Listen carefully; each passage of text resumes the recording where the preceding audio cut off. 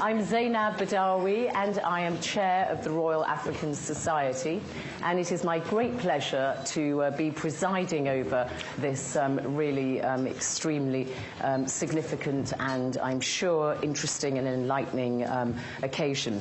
So it is a book launch, of course, for President Obasanjo's latest offering. It's a trilogy.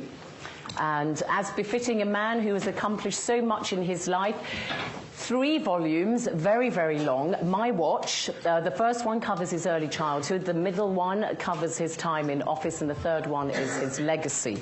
And it is befitting that they should be so long, because really President Obasanjo has done more in one life than many people would do. You know, he's done more, what do I want to say? He's done more in his life than most people would do in the equivalent of 3 lives. He's been a soldier in the Biafran War. He's been head of the armed forces in Nigeria. Of course, he headed a military government. He has been a president from 1999 until 2007. He's been a political detainee in prison, of course. Released in 1995, he was in prison under General Sani Abacha, and he's also been a real member of the kind of African elders on the continent, you know, the troubleshooters. He's done a lot with where I was born, the Sudan, before the 2 Sudans broke up. He, of course, even as a young man, served in that UN peacekeeping mission in the DRC in the Congo, as it was then. So really, he's a man of tremendous breadth of experience. And of course, Mr. President, you have really stirred things up with your comments in Nairobi, backing somebody. This is not a man who really shirks or shies away from saying what he thinks. So, of course, I'm sure this is one thing you're all going to be developing with him, and obviously Richard Dowden will too, as to why he has decided now to back General Buhari in the elections, a man actually who stood against you in one of the elections, and he did, didn't he? Yeah. Is it 1 or 2? 3. Well, he ran for president 3 times, and on one of those occasions it was against you. And then, of course, the current president, Goodluck Jonathan, was your protege, whom you backed very much to become vice president and to take over from Yar'Adua Adua. So now you've switched sides, and no doubt you're going to be explaining to us why you have. I'm going to be conducting the questions and answer, the points that you'll be raising. But first of all, my wonderful director, Richard Dowden at the Royal African Society, an Old Africa hand, is going to be in conversation with President Obasanjo first. So, Richard, over to you. Thank you very much, Zainab. Congratulations on writing this, I say book, but 3 volumes. Drop it on your toe and you do yourself a real damage. More than 1,000 pages, and it's. As I began to read it, I realized, I mean, this is the history of Nigeria. Your adult life has spanned Nigeria's life as an independent country. And I thought, you know the history, you are the history of so much of it. The longest serving president and the only president to complete 2 terms and step down.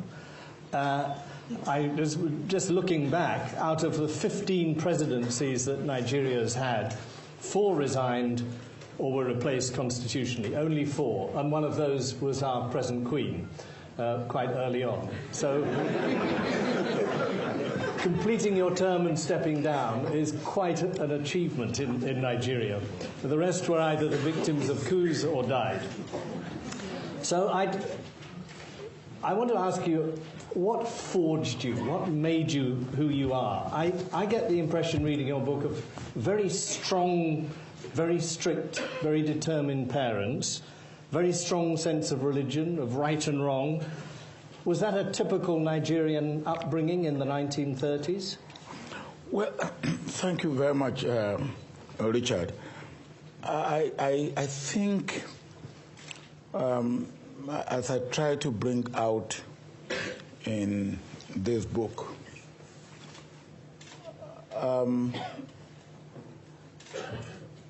I was born by illiterate parents. My father, my mother never went to school. we lived in a village. And the next community or the next settlement or the next village is about the limit of our world, so to say. But maybe because what we needed in the village were very few, although comparatively, if you look at it at time and now, we were very poor, but we were not in want. And our parents gave us the best within the limit of their resources. The best within the limit of their resources. And if you read my early life, my mother never indulged me or indulged my sister who came after me, but she loved us and she showed love. My father never indulged me, except I love to eat with my father. Because if there are 4 pieces of meat in the plate, my father will make sure that I eat 2. With my mother, if there are 4 pieces of meat in the plate, she will give me half. And that half, I must not eat. I must hold it tight in my left hand, and I must not eat it until I finish eating the food. Otherwise, I will be regarded as greedy, and I will be punished for it. And then, of course, we had a Baptist church in our village, and the Baptists are more or less Puritans, more or less. They don't drink alcohol, or they are not supposed to drink alcohol.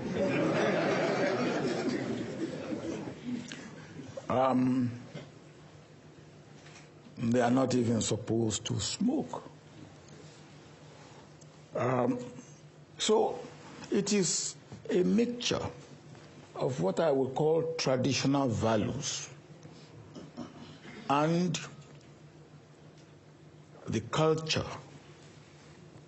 of our place and our time, and that mixed, rightly, I believe, with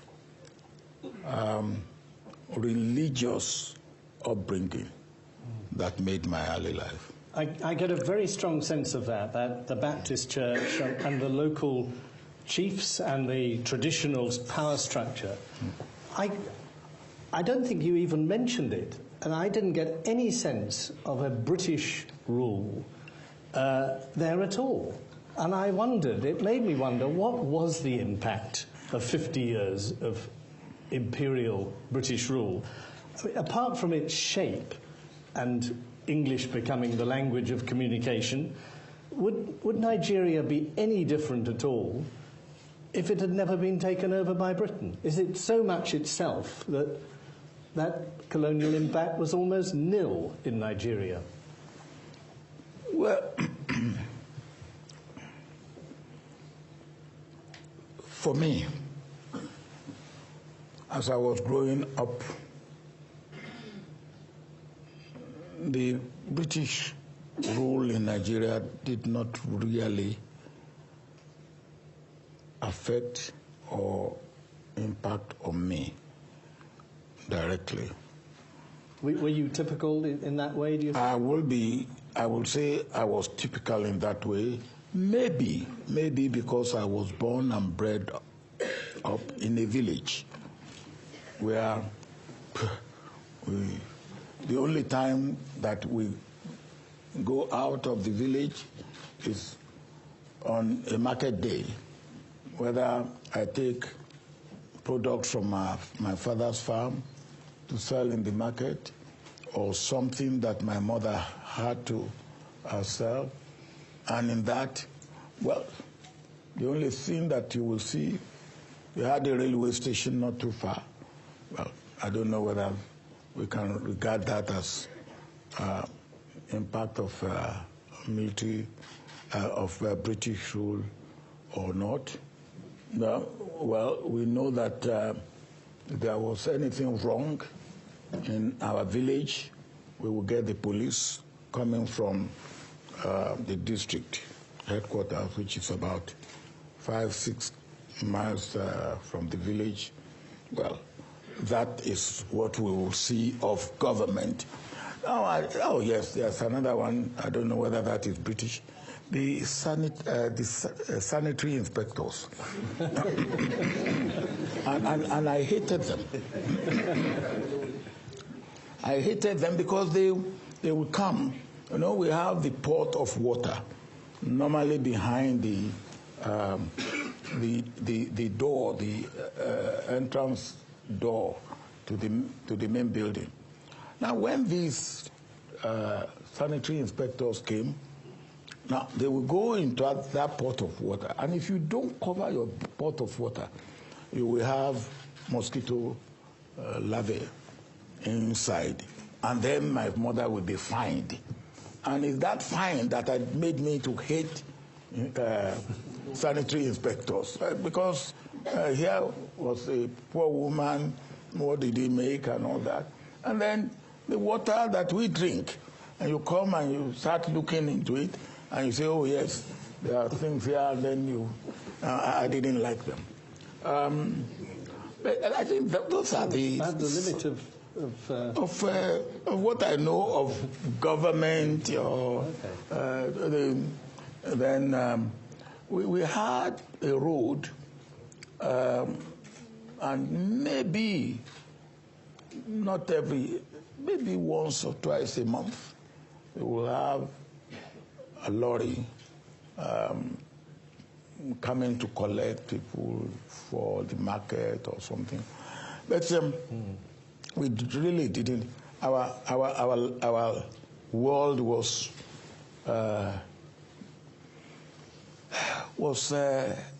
encapsulated within the walls of rurality. Should I put it that way? There's nothing we wanted in the city. We have our water. We went to work. The families are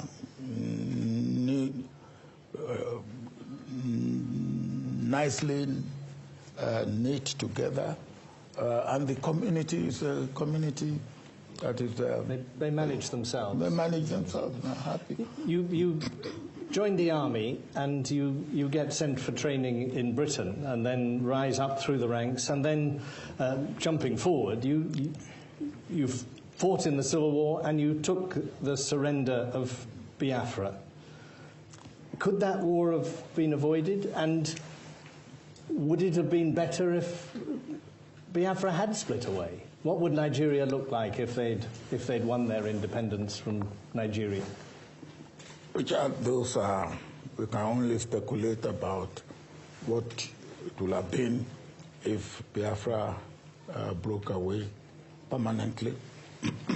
But for me, as a Nigerian, I'm very happy.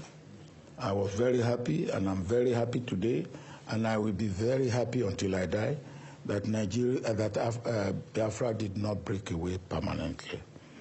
As I always say to Nigerians, I believe that all of us in Nigeria, we are better off because Nigeria remained a united, viable country.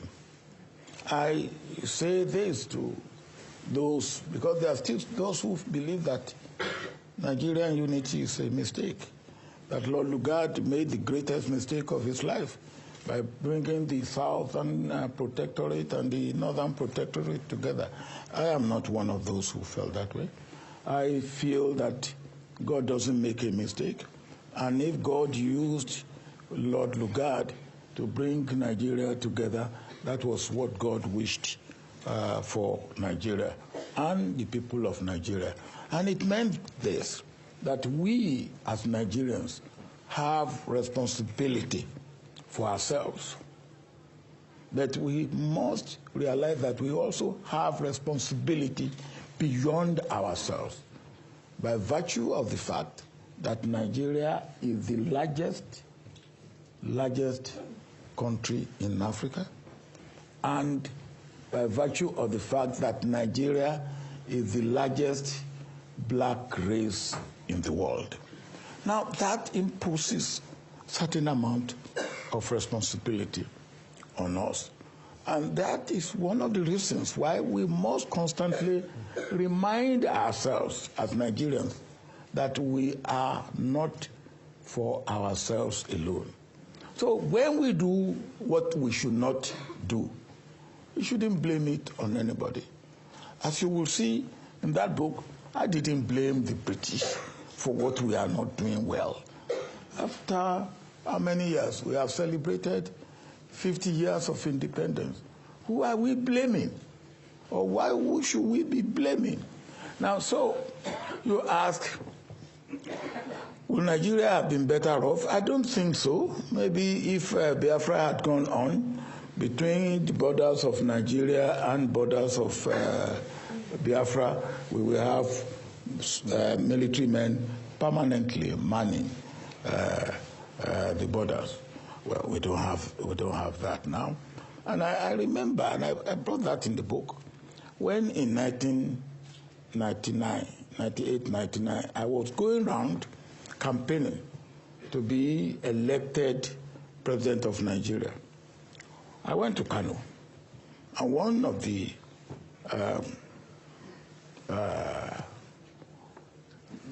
important, come from one important family of Dantata, Sanusi Dantata. I went to him at about 10 p.m. to solicit his support. And Sanusi Dantata looked at me and said, "Yeah, you want to be president of Nigeria?" I said, "Yes, I've been convinced that I should be." He said, "Then you have to convince me that I will not need to take passport or to take a visa to go to Lagos or to take a visa to go to Port Harcourt." I said, "Sir, it is because I don't want to take a visa to come to Kano that I have accepted to be the president of Nigeria." He said, "In that case, I vote for you."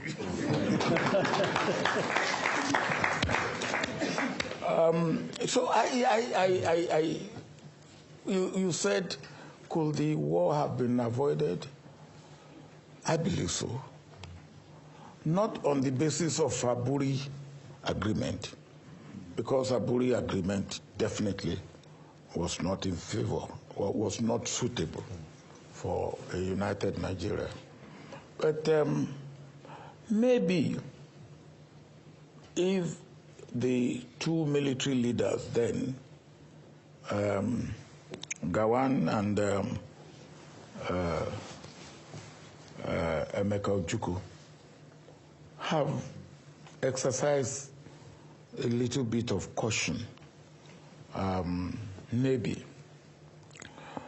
Neither of them had expressed remorse for what had happened. I was closer to Emeka Ojukwu than I was to Gawan, because Emeka Ojukwu and I served in the 5th Battalion together, and our rooms were next door to each other. And at the end of the war, of course, I know that you have a blow. The first blow was the coup. And in law of physics, they say action and reactions are equal and opposite. Now, in human interaction, actions and reactions are opposite, but they are not equal. Now, if you give me a blow and I have opportunity, I will give you two. Now, if you give me three, if I have opportunity, I will want to knock you down and stand on you. Now, so action and reaction in human interaction is opposite. It may be opposite, but it may not be equal.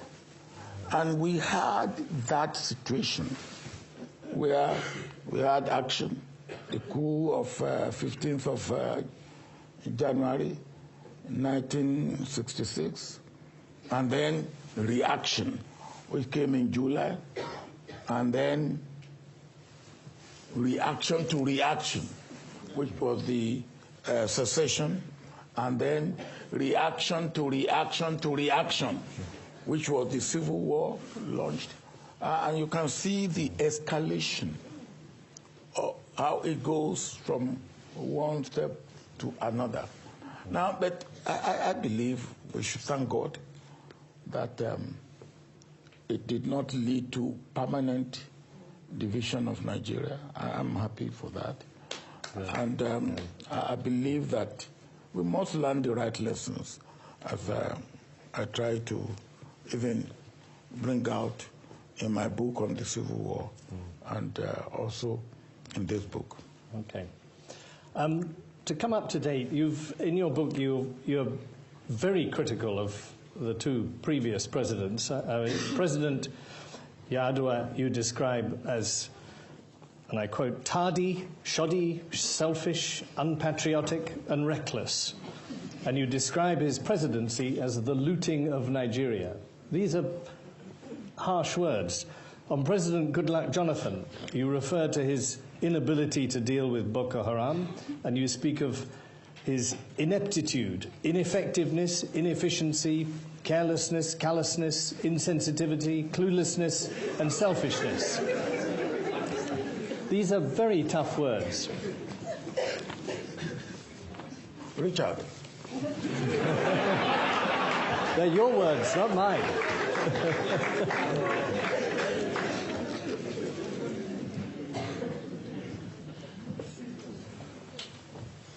A very bad situation need a strong medicine to deal with it. We normally talk of a disease. When I was growing up in the village,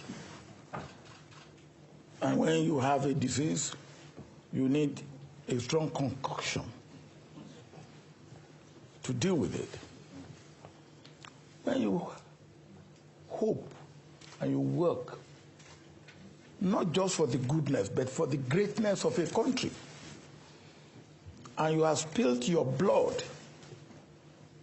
I was wounded in the Civil War. For that country, and you have been imprisoned unduly for that country, and then you see people frittering away all the goodwill, all that can make that country great and good. And you see, because for me, it's not just an armchair critic. I've gone through it. I know what can be done. I know what is not being done. And I go around the world and they say, well, Nigeria is not at the table. And if Nigeria is not at the table, what does Africa do? I say, Then you expect me to come back home and say, hey, well done, champ. I've gone around the world and they say, while you are on watch, during your watch for Nigeria, Nigeria is not at the table and you are doing well. Of course, that will not be what you will expect me to do. So, and not only that, these are two people. Take Umaru Yar'Adua. His slogan during his campaign is continuity. I don't expect him to continue everything my administration has done in every detail. But look at what we have done and see what you can continue, and if you cannot continue, why you cannot continue. I always tell people in Nigeria, president before me, people after me, that you have no cause to fail.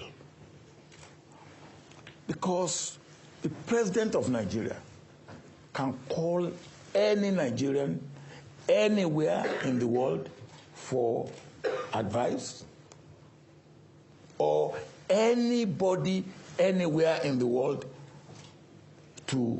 for advice, guidance, information, what have you. Let me give you an example.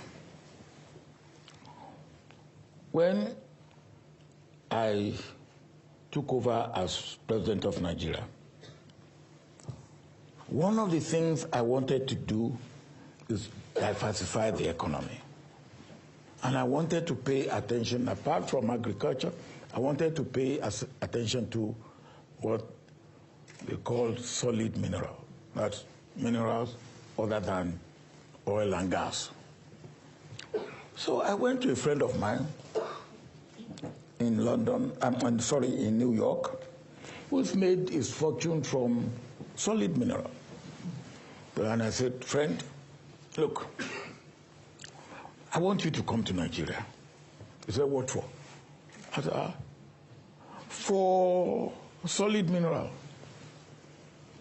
He said, you are joking. A friend of mine, I'm in government, I'm head of government, and I want him to come. He said, you are joking. I said, what do you mean that I'm joking? He said, look, those of us who sit in New York or in Frankfurt or in London and take decision to invest in solid mineral or whatever, we have more than 50% assurance that our investment will yield something. I said, but we have solid minerals in Nigeria, you will yield something. So wait, where is your law? And we had no law. So where is your regulation? And we had no regulation. He said, where is your survey to give us an idea of what mineral you have and where? And we had nothing like that. So then I turned to him, I said, okay, now, you say I was joking. Now I don't want to joke. I want to be serious. So what do I do? He said, first of all, you must have a law. I said, where do I go? He said, go to the World Bank and tell them this is what you need. They will give you the draft of a law. You can, and that's what I did. I went to the World Bank. I said, no, okay, now I want to pursue investment in solid mineral, and the rest of them. Okay. Nigeria is linked in many people's minds with the word corruption, and it has been a scourge in Nigeria and Africa generally. You appointed Malam Nuhu Ribadu as the anti-corruption guy, and you call him in the book courageous and intrepid, and you say you fully backed him. But a WikiLeaks dated 31st of December 2007 reveals a conversation between Mr. Ribadu and Robin Saunders, who was then the US ambassador to Nigeria. She says that Ribadu told her that, and I quote, "You really knew how to play the game. Although he, that's you, created the Economic and Financial Crimes Commission and understood it's important internationally for him, Ribadu explained that by far, even more than in the Abacha days where he was the sole thief, corruption in Obasanjo's 8 years was far worse because everyone stole. No doubt he did as well. However," he added, "Obasanjo was a political machine. He knew how to play the game for the international community and cover his tracks, and for good or bad, he got it as regards to what the role of the Economic and Financial Crimes Commission role was and should be." What do you say to that? Have you seen that? This is all right. This is Ambassador Saunders, Robin Saunders. Who said that? Reporting on what Ribadu said about you. I'm surprised nobody's... No, nobody has ever pointed that to me. Oh, okay. But you will also see the report published in my book of what Ribadu, what his total investigation on me. Yeah? Portrayed. Okay. But he doesn't say this. He doesn't. Not at all. But he seems to have said this to the American ambassador. Well, if I will not want to believe this, but if it is said by Ribadu, I will be surprised. If it's said by the ambassador, I will not be surprised. It's filtered. Well, it's now, the ambassador. And I'm sure that if Ribadu sees this, he will, because it will be contradictory, completely contradictory to his report, which I publish here. And the first thing that Ribadu did was he came here. He brought Metropolitan Police. And they came to me and said, "Look, sir, we are happy that you now allow us, as they allow you to do what you said, to investigate them freely." He said, "Before you came, when we are investigating and it's going too far, they will say, well, stop. It's going too far, stop it." But nobody will say I ever stopped him from investigating anybody or investigating me. And if that is the case, Ribadu couldn't have said that. But if I have said it, then it will be different from the report, in which case it will be fraudulent of him. Now, if the ambassador has said it, well, I know that ambassadors lie for their country. Okay. I thought I should raise it. I pass back to Zainab. Thank you very much indeed. Thank you, Richard. Thank you, Mr. President. So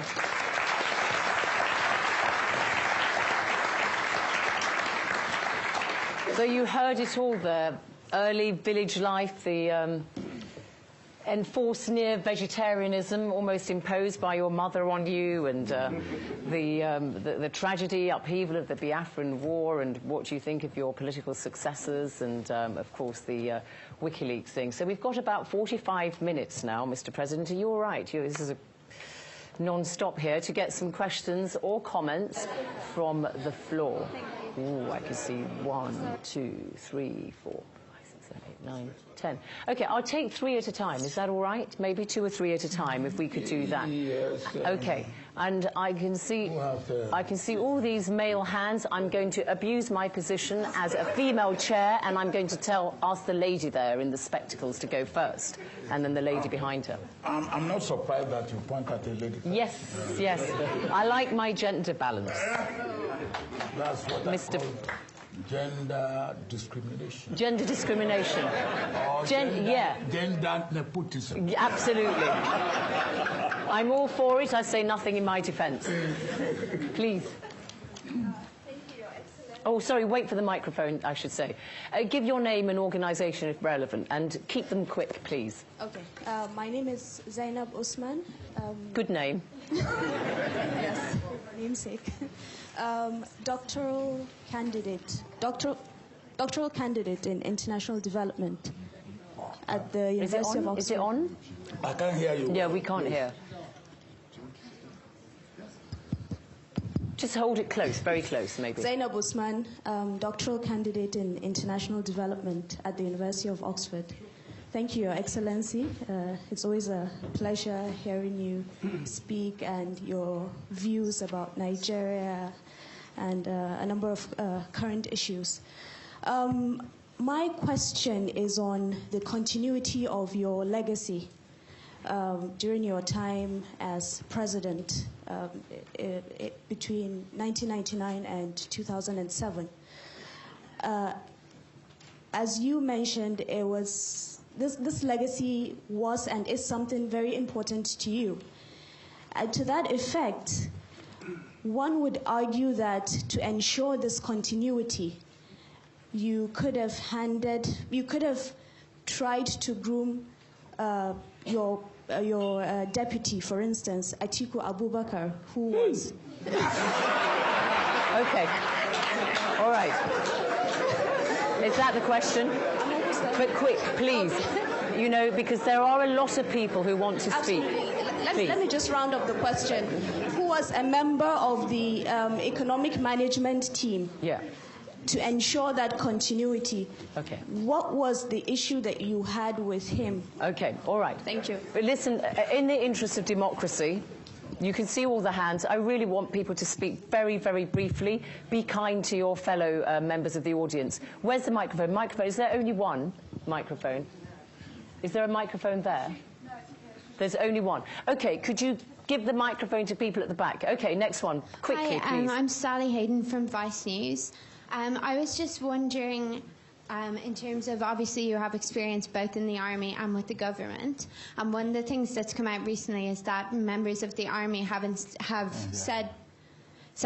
people from the army have said that politicians have been meddling in their affairs. I was just wondering, could you say something about the relationship between the government and the army and whether you think it's deteriorating? Currently now, I'll tell you. Yeah. Okay, one more. Let's go that side. Why Shushan. don't you tell me that so that Okay. The relationship between the government and the army.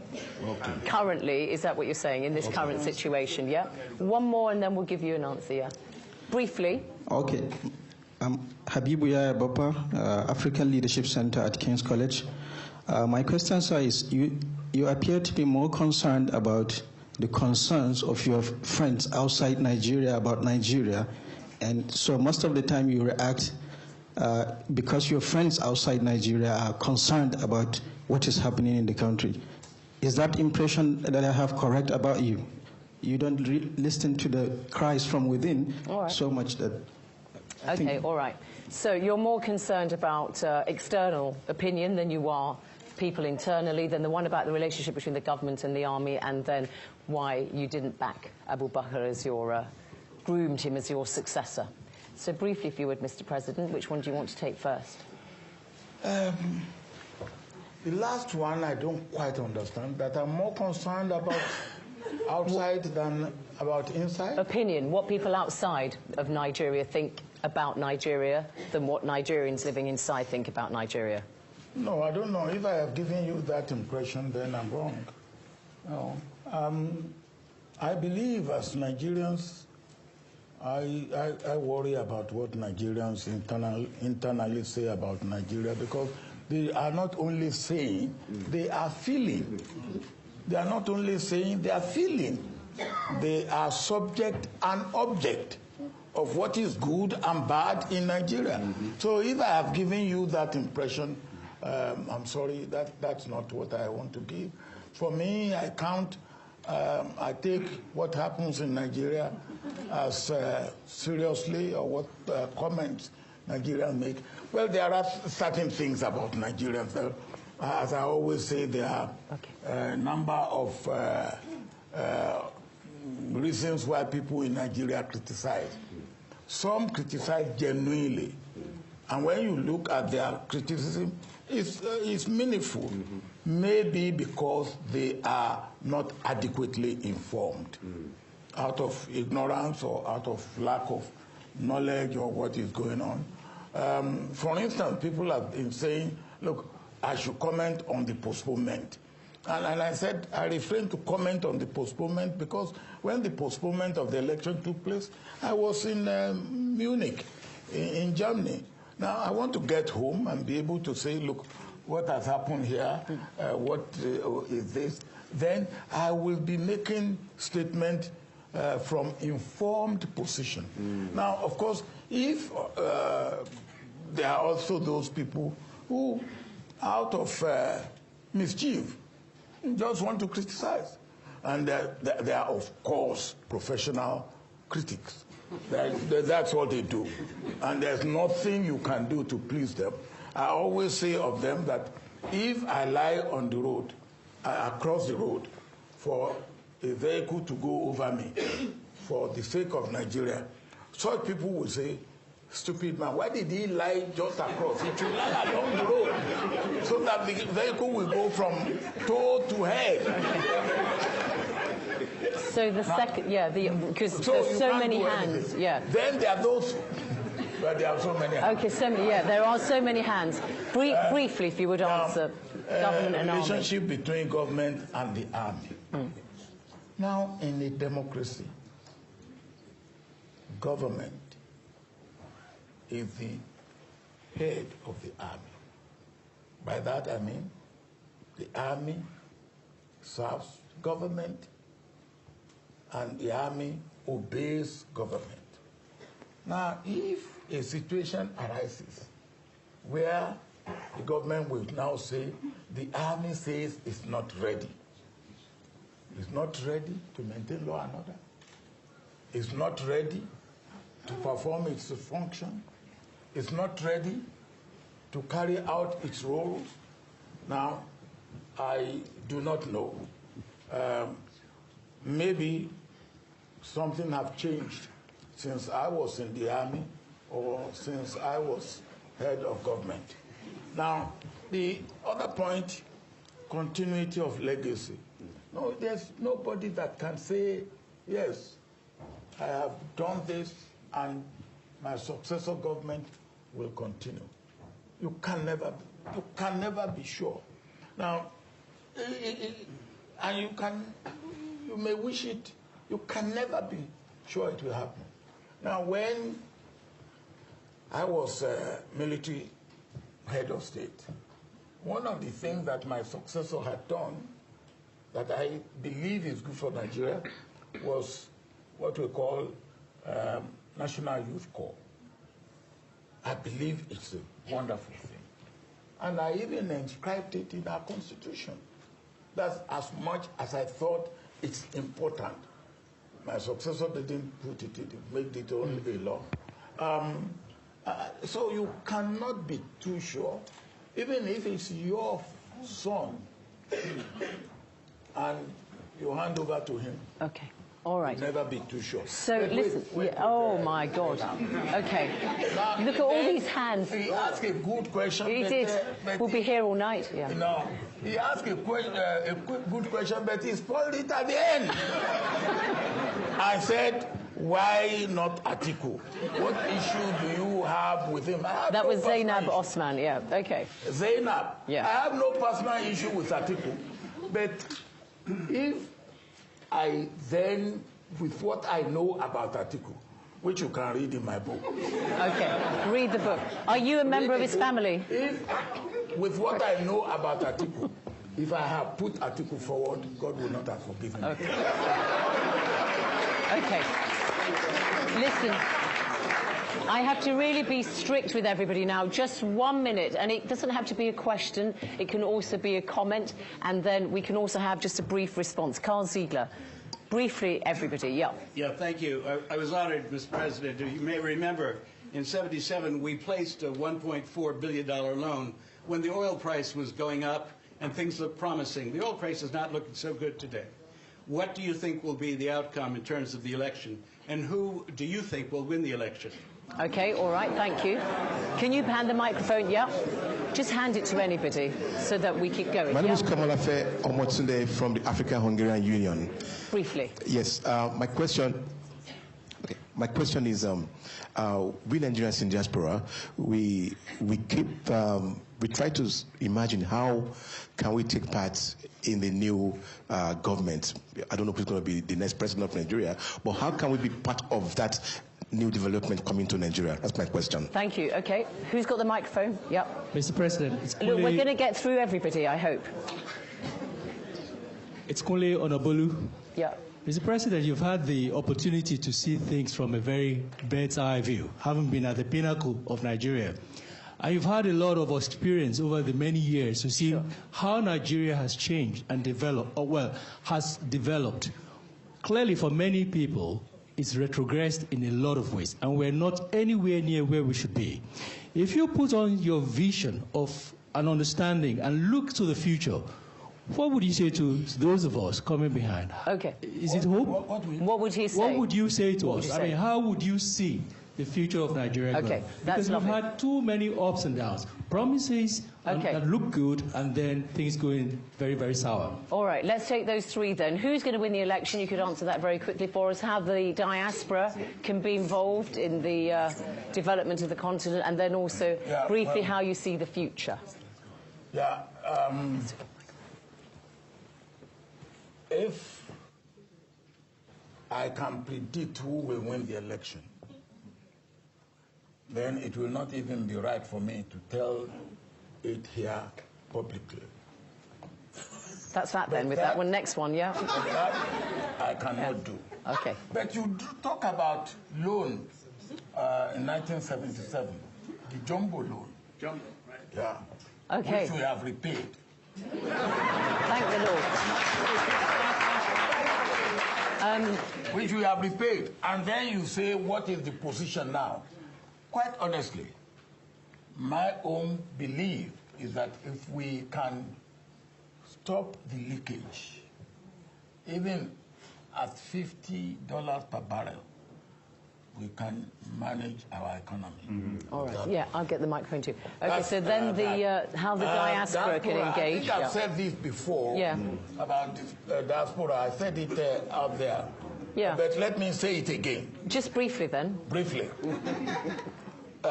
In 1999, after my election, I went to the United Nations and I met Nigerians in diaspora. And I said, and the question is, how do we make use of you here?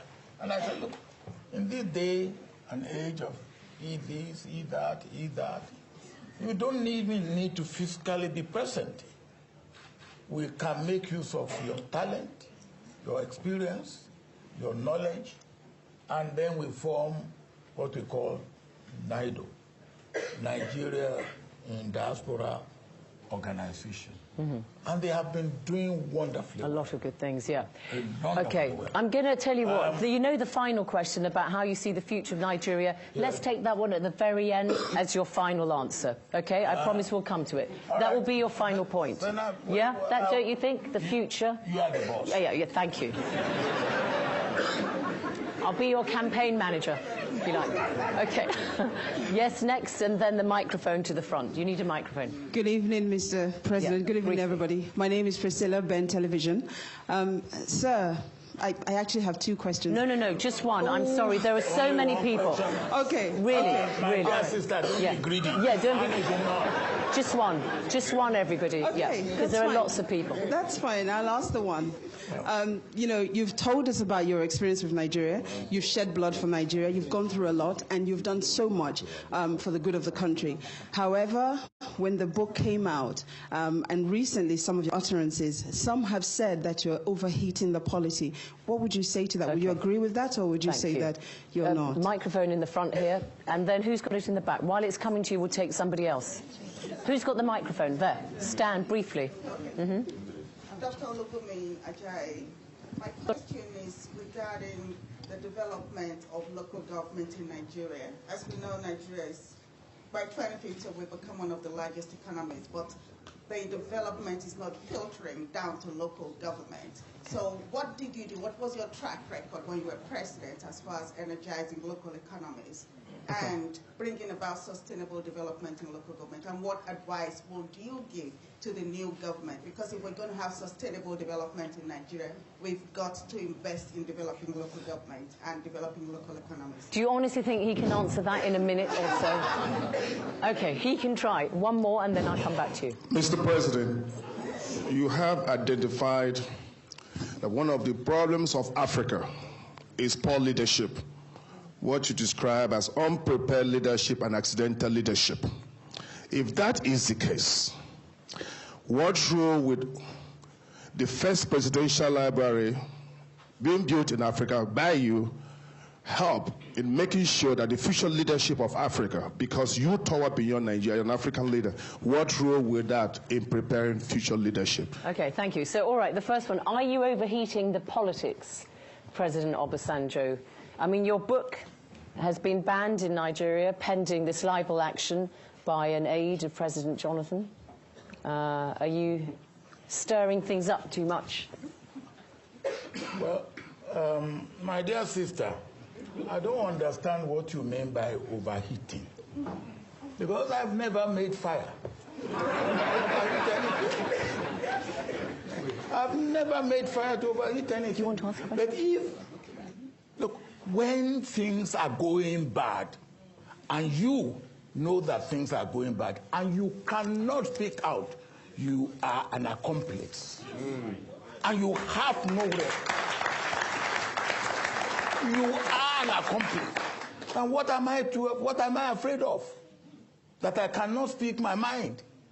If you prove that I'm wrong, I'll be the first to apologize. Now, somebody said here now that, well, the impression he got with this. I said, well, look, if that is the impression, then that will go from what I have said, I'm wrong. And that's not what is intended. I am sorry. I will be the first. But how can things be going wrong? Look, are you a Nigerian?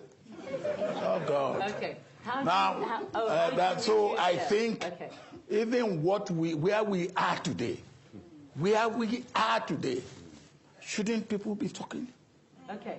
How do you rejuvenate local economies? That's where it's going to happen. Economy. Just like one quick word of advice. You talk about, look, when I was military head of state, one of the things that I did, which endures till today, was to reform local government and make local government a third tier of government. We have federal, state, and local. And the reason for that is for local government to be able to be an engine of development by itself. Now, what happened was we wanted local government to be a government in its own right, have Department of Education, Department of Forestry, Department of Agriculture. But it was so bastardized that local governments really are not worthy. They are not worth what they are supposed to be. So if any day because local government, that is where the government that is nearest to the people.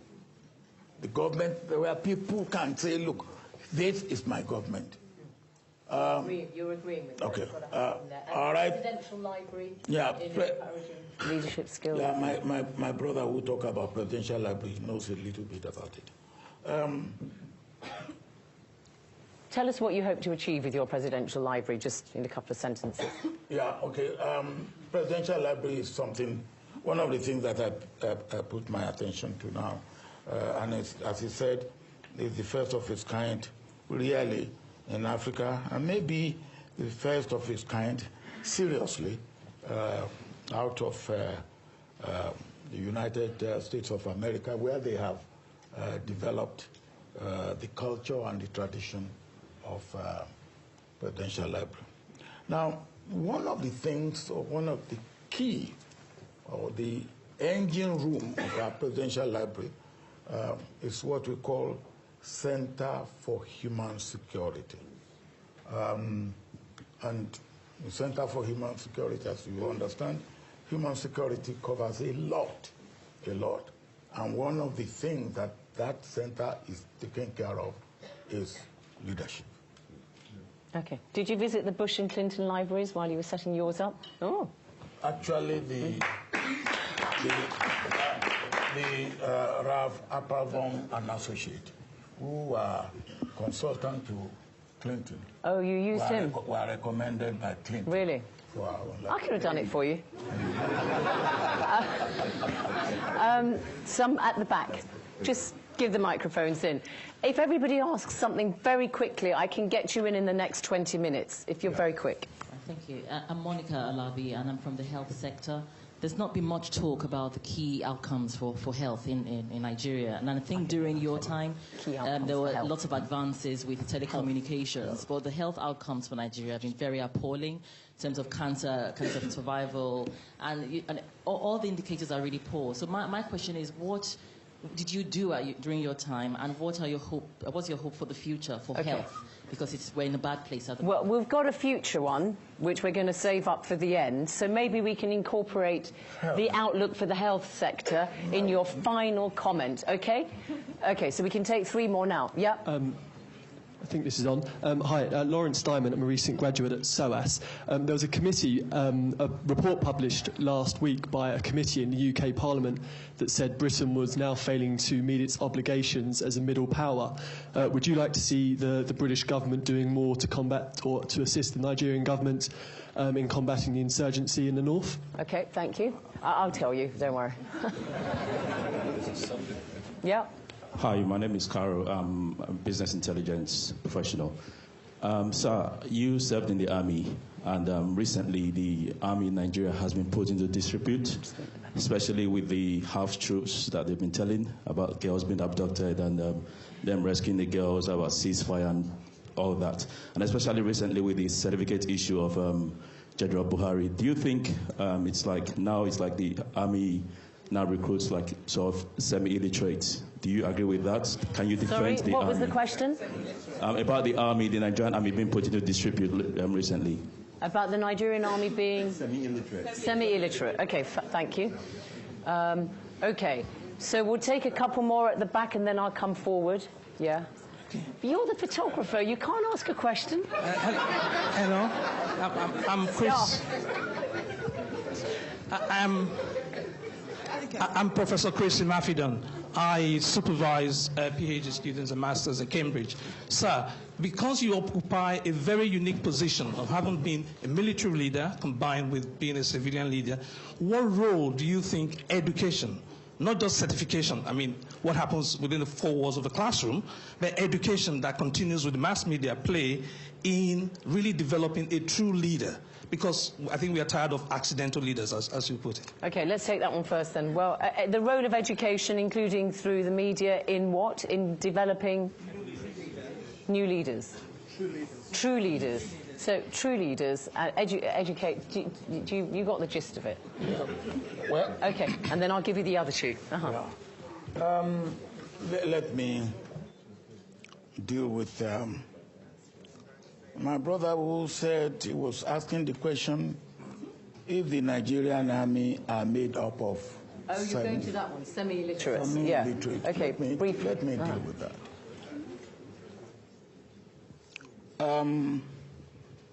I think I answered the part of that question there. Now, and let me answer it the way I answered it there. When I joined the army,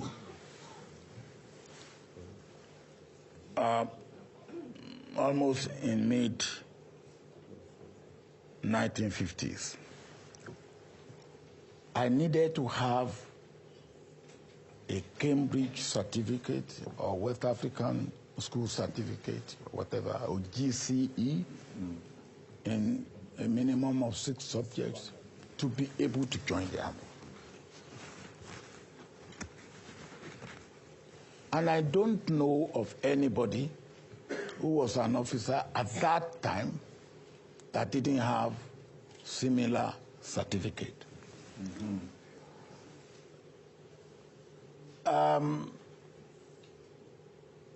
Buhari joined the army about 4 years after me.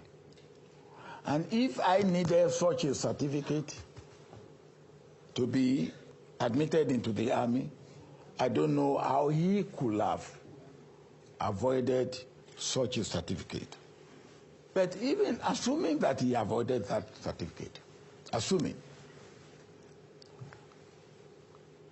Buhari went through a military academy. He went through what we call staff college, which will be a minimum equivalent of a first degree. He went through what in America they call war college, where they will have given him an equivalent of master's degree. And our constitution or electoral law requires school certificate. And rather than us to campaign and debate on real issues, we then degenerated to trivialities.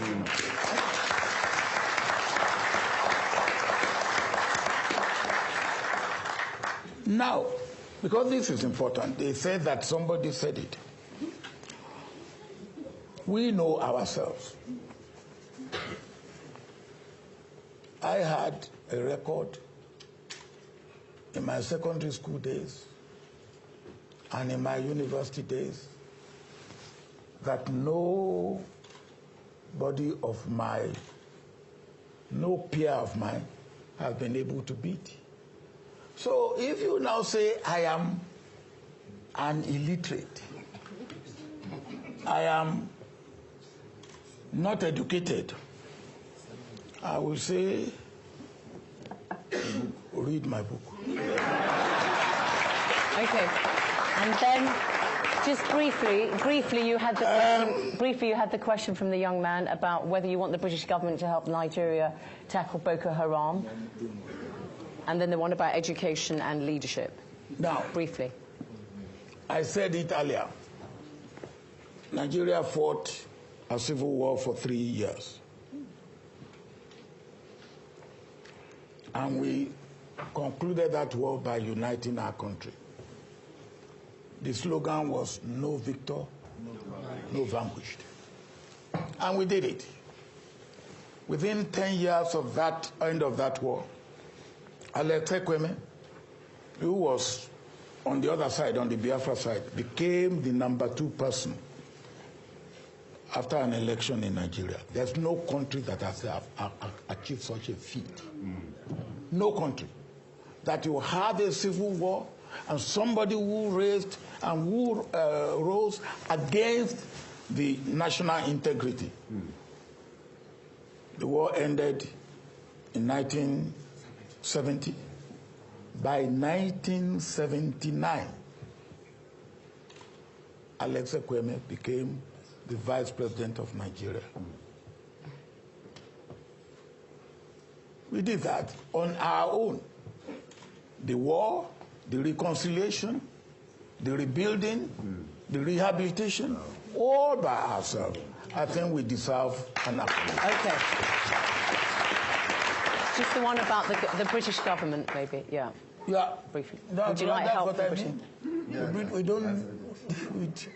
You answer that one. We want to remain okay. and then continue to enjoy the relationship between the Nigerian army and the British army. I had my military training here, and I went to the Royal College of Defence Studies here in London for 1 year. I went to Staff College in India. We maintain all this. But you got all that early discipline from your mother, by the sounds of it. She put the soldier into you, didn't she? Mr. President, I'm going to, because we've only got... I know she did. I know she did. She's the one who gave you backbone.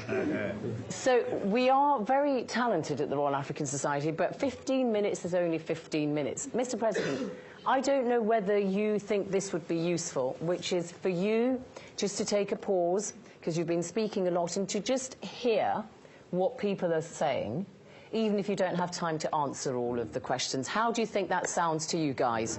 So you can actually make your question more of a comment, so that Mr. President and his staff can hear the kind of preoccupations that you have. Would that be useful?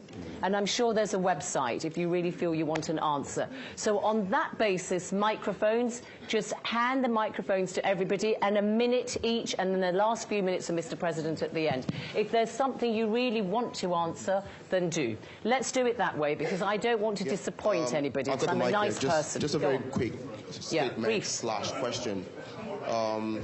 Mr. President, we're all very pleased to have you here.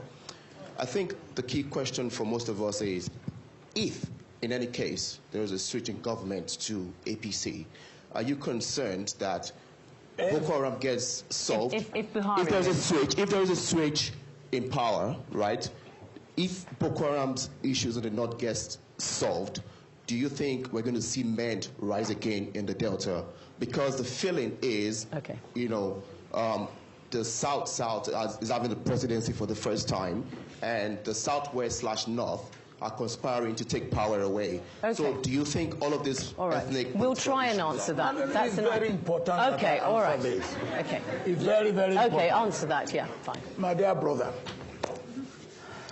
the day that because an Isoko man becomes president of Nigeria and he contests election for a second term and he fails, if he fails, then Nigeria will have no peace.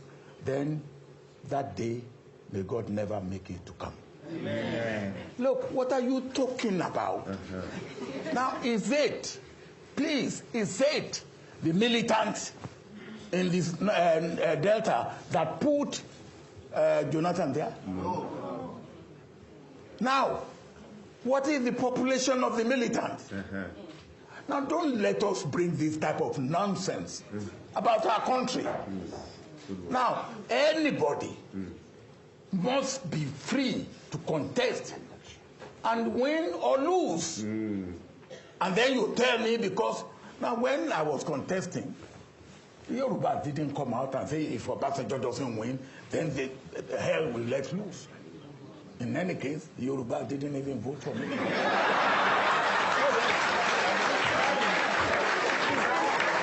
Thank you. Good point. I think, yeah, you made a good point. It's true. Okay. Yeah, just very briefly. Okay. My name is Joy Ukebu. I am here today. I've listened to what you've said, and I'm glad I'm making comments. Briefly. The comment I'm making is that listening to you and what you've said previously in your, I wonder whether you have love for the Nigeria you said you ruled.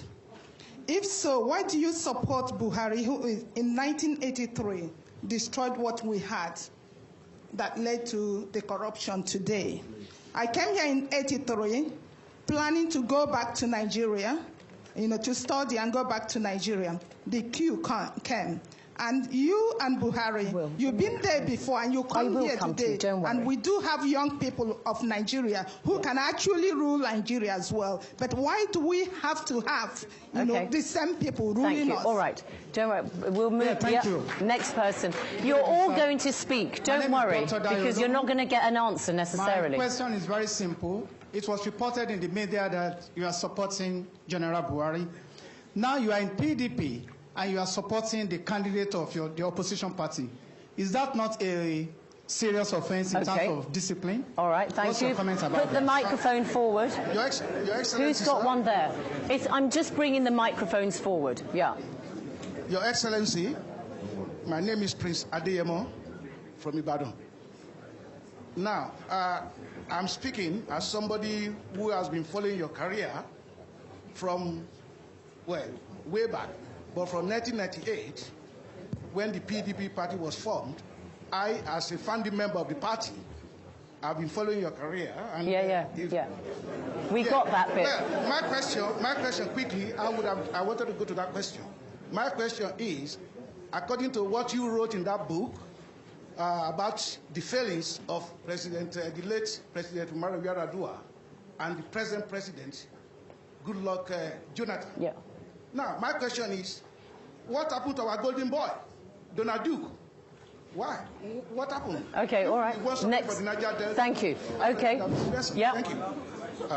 Thanks for coming here, Mr. President. My name is Bode Asabi. I'm from the Project Management and Infrastructure Project Management. I've been following you for a while now, Mr. President, and you've been in the Army, and I know how you dealt with the OD situation when there was the militant issue there in the South, when they rose up. And when Boko Haram was rising up, you're also aware they were also rising up under your leadership, under your watch. If you're the president today, how would you deal with the Boko Haram? Okay, thank you. Allowed to be roaming around, or would thank you you. settle the issue? Okay. Yeah, I can't take more hands going up. Listen, we've got 10 minutes. Briefly, yeah? You can choose what you want to answer. Yeah. One more and then we're gonna, I'm just trying to take, I promise this lady, you're gonna burst a blood vessel if I don't give you, okay, microphone. Okay.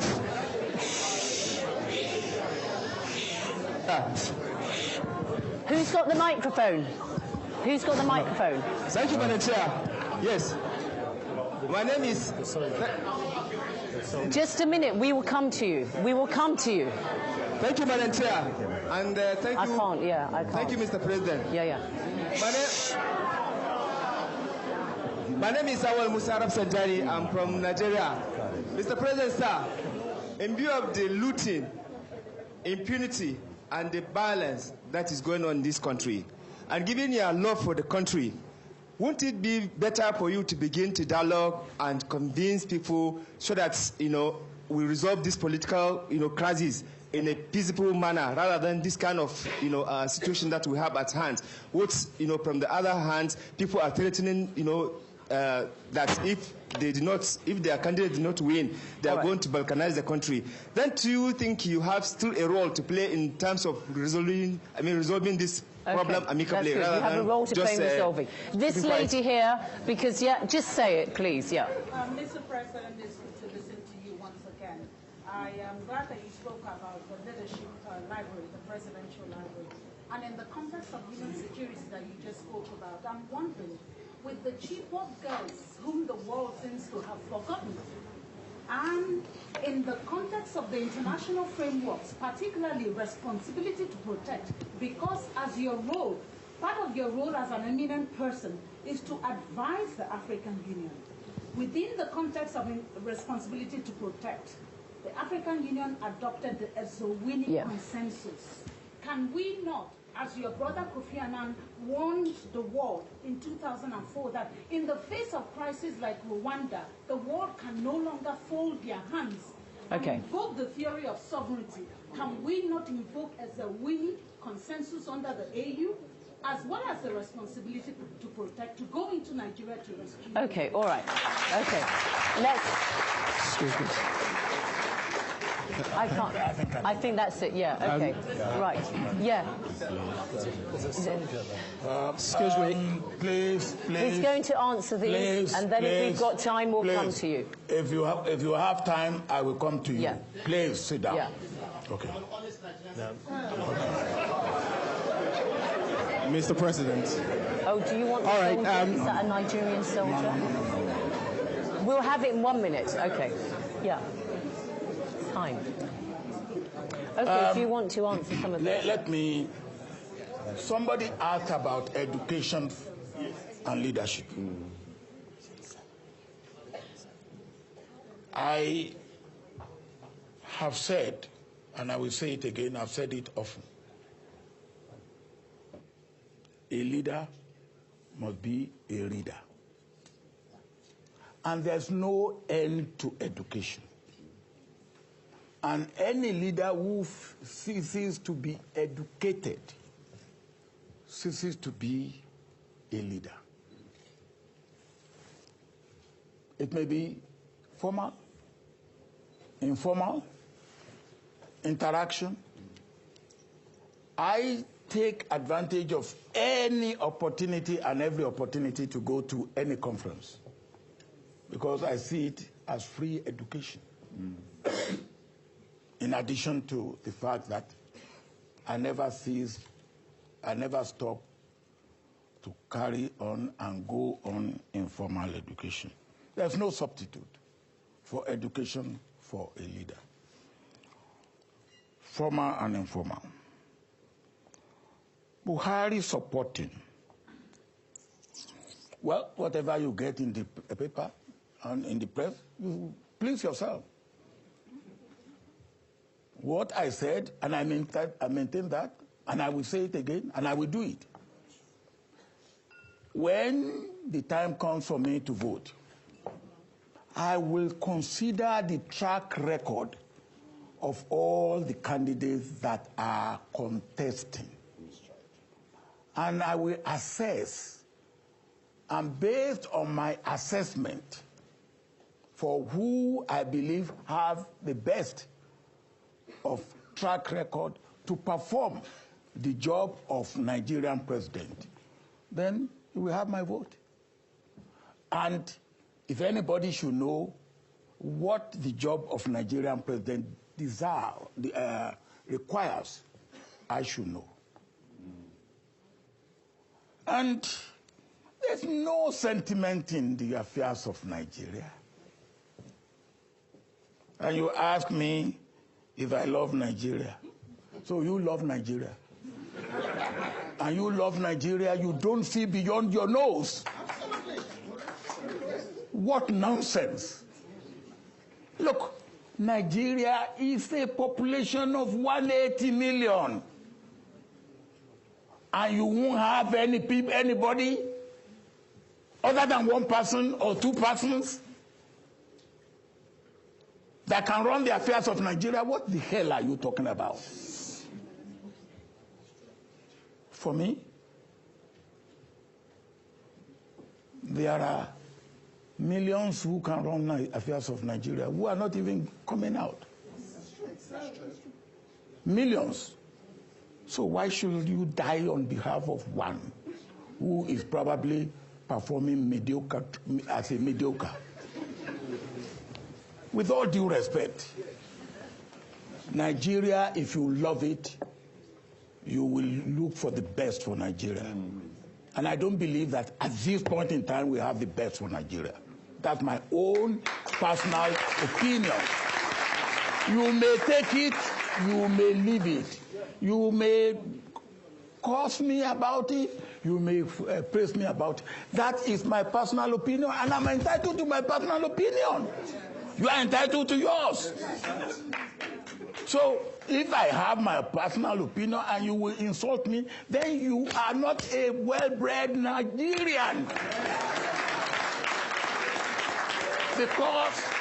Because freedom, which we are all clamoring for, means that I see, and if you think that what I have seen is what you have seen it differently, come and say it. And if you convince me, I will be convinced. But you don't come to a place like this and come with preconceived idea and come with insult. Any Nigerian who is well born, well brought up, will respect two things, among others: age and authority.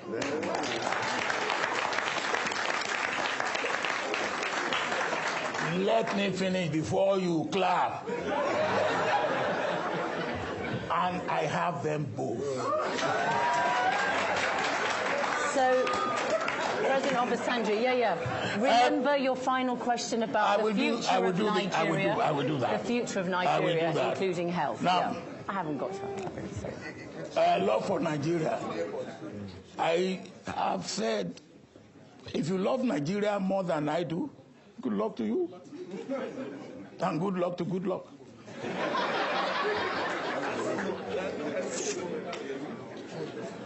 Somebody asked what happened to Don Duke. Don Duke contested, and if you read my book, you will see the process. Now, he didn't make it. So you want me to say, all right, he didn't make it, then here. And I've said that in my book too. At that time, I do not believe Nigeria is ready for a southerner to finish his 2 terms and to be succeeded by another southerner. We will get there. We will get there, but we are not there yet. Now, role for me to play in the ensuing thing. Why should you create crisis and then look for somebody to come and play a role? Why? The job of anybody who is elected in Nigeria as a leader is not to create crisis. Or the job of anybody who wants to be Nigerian leader and wants the Nigerians to vote for him is not to create crisis. So if when you create crisis, you will look for an Obasanjo to come and settle it for you.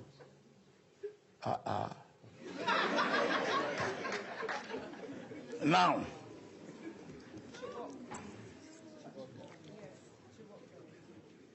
let me say this. Future of Nigeria, including health. I want you to answer just quickly on the Chibok girls. Just Okay, quickly. Chibok girls. Yeah, Right. and then the future of Nigeria, and then that's it. Let's talk about Chibok girls. Yeah. The Chibok girls thing is an unfortunate issue. People have asked me, if you were in position, what would you have done? And I said, look, the local, I invited one Philip Madu, is the pastor in Chibok, is the chairman of Christian Association of Nigeria in Chibok. And I said, come and tell me what happened. And listen to what he said. 6:30 on that day, he got information from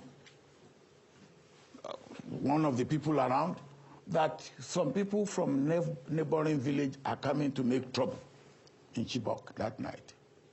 So he phoned the local government chairman, and the local government chairman then said, I have heard, and I have reported to the Joint Task Force and to the police. Then the people came at 11:15, and they came to take food.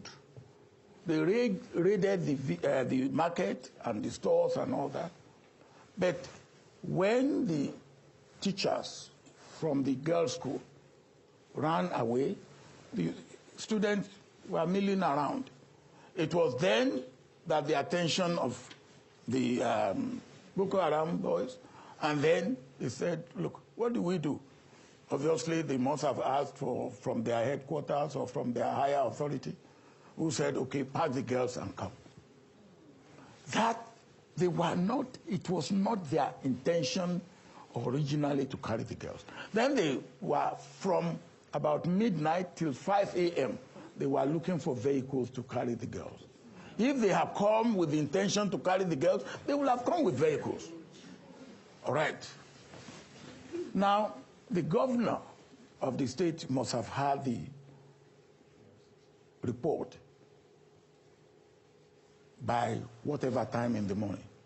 The president of Nigeria must have had the report by whatever time in the morning. No action was taken. In fact, for a long time, and even till today, some people are still doubting if some girls were really abducted. Can that be human? If it was your own children, will you feel that way? And as I said, today is Chibok. Tomorrow, it could be my village, or the president's village, or the village of any of you, those of you who come from villages. So we have to. And then now people say, well, 300 days and what will happen? Those girls, you can never have them together again. For decades to come, the story of Chibok girls will be filtering out. Either one of them will either come out after producing children and whatever, will tell her own story. But what is important is that we must not forget. And then we must also make sure that it does not happen again. Now, the future of Nigeria. The future of Nigeria to me is very, very rosy. Very rosy. Look, the type of problem we are going through now, this is not the first time we will go through it. During the time we were negotiating for our independence in the 50s, we didn't agree. The East wanted internal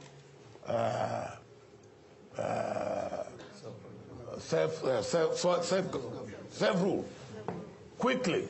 The West wanted it quickly. The North said it's not ready. So that's why we didn't have internal self-rule the same day. The East had it in 1957, the West had it in 57, the North had it in 59. We went through it. We agreed to have independence for the whole country in 1960. We had it. Then in 1963, census, we had problems. We weathered the storm. In 1964, we have election. And those of you who will remember in the West, they call it wet air. They take kerosene and petrol, put it on your house, on your body, and put fire. We had that. We went through it. We survived. The coup, we went through it. We survived. It snowballed into the Civil War. We went through it. It survived. We went through even Abacha. Abacha. Now, the people don't know this, or they have forgotten. We are in a situation where we had 5 parties, and all the 5 parties endorsed and nominated Abacha as their candidate. So for an election, 5 parties, 1 candidate. Now, after that, we weathered it. As I always said, if anybody had been the one who came to Abacha and took his life, he wouldn't allow the rest of us to rest. You see, I have done it for you. But God did it. God did it. So the outlook is even this one that we are in, God will do it. Whether you like it or I like it, whether you don't like it or I don't like it, God will do it for Nigeria. Okay. I always say God is a Nigerian. Look at what we have gone through.